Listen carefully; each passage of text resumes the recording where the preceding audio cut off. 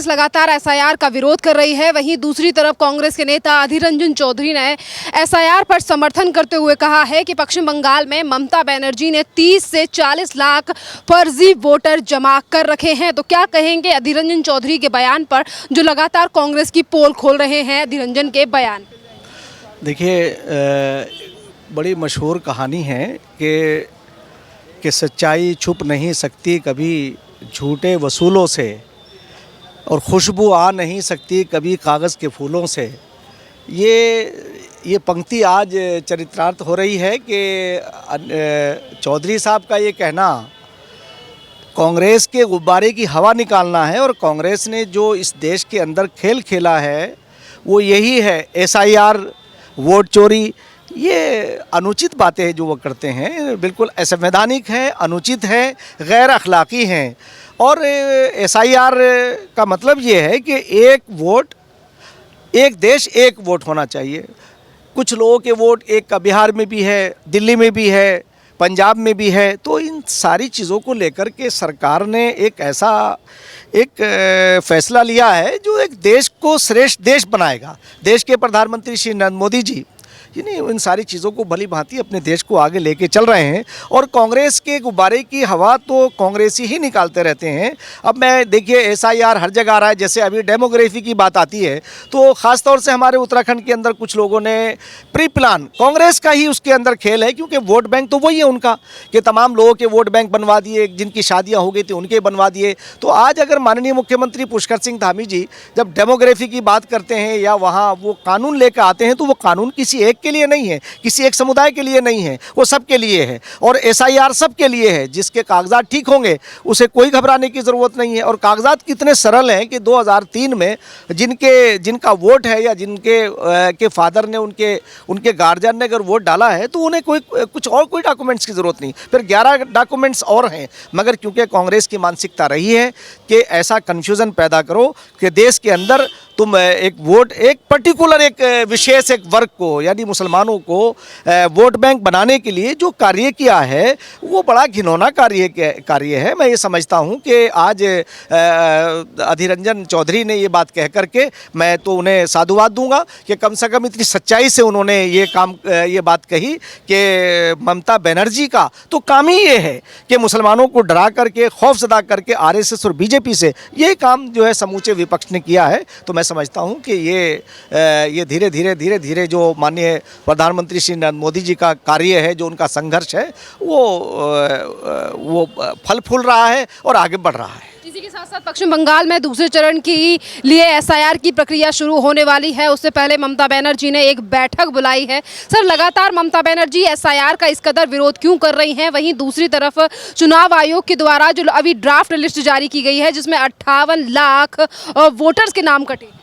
नहीं, असल में उनकी बौखलाहट, उनका परेशान होना स्वाभाविक है, इसलिए कि किसी को कितने हद तक आप जो हैं उन्हें डरा के रख सकते हैं। अभी आपने बिहार का वो ले लीजिए कि बिहार में मुसलमानों ने बहुत ही खुल कर के जो विपक्ष है उसका बाइकाट किया, बाइकाट जैसा ही है, और उन्होंने जो है उन्हें सत्ता से बाहर कर दिया। जो सत्ता में वो ये चाहते थे कि हम सत्ता में लौट करके आए, वो नहीं लौट सके, नहीं।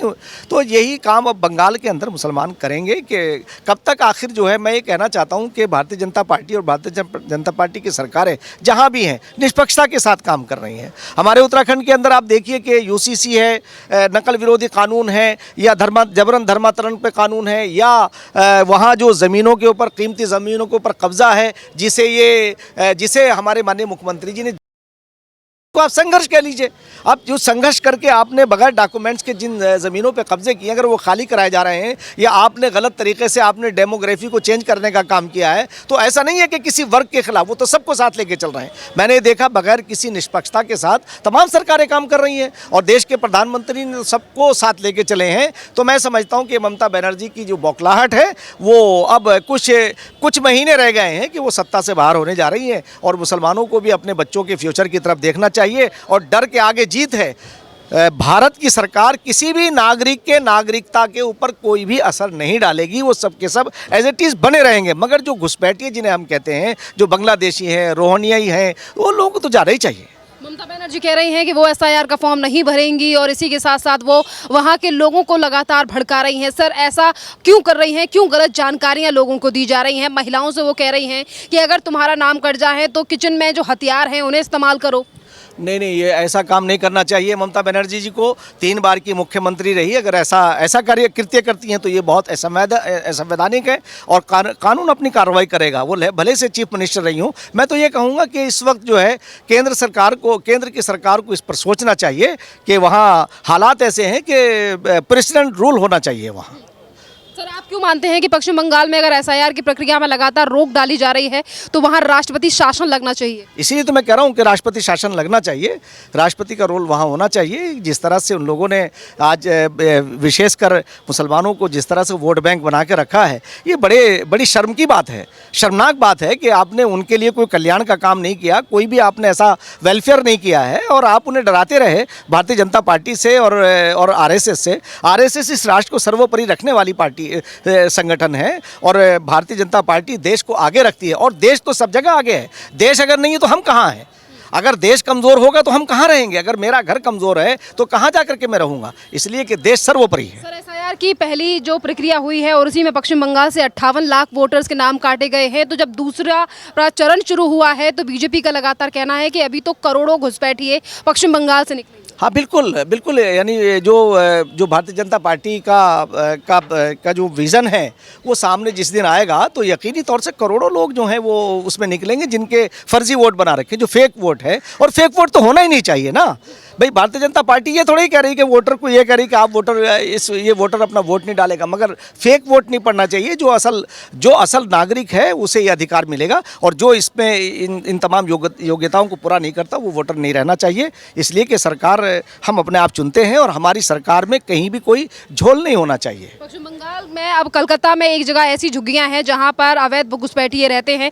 वहां पर कल रात को आग लग गई, जिस पर बीजेपी का कहना है कि ये ममता बनर्जी की साजिश है कि वो कल को अवैध घुसपैठियों के वोट बनवा सकें और ये साजिश चली जा रही है।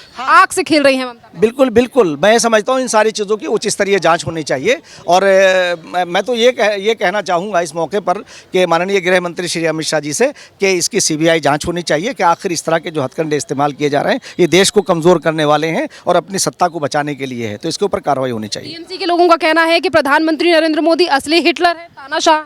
नहीं, प्रधानमंत्री श्री नरेंद्र मोदी जी तो एक ऐसे लोक नेता हैं कि उनकी लोकप्रियता शिखर पर है और एक ऐसे निर्भीक और निडर है कि उन्होंने तो पूरे संसार को अपनी सभ्यता का परिचय कराया और बताया कि हम कितने शालीन हैं। वसुधैव कुटुंबकम की भावना रखने वाले कैसे हिटलर के अनुयायी हो सकते हैं?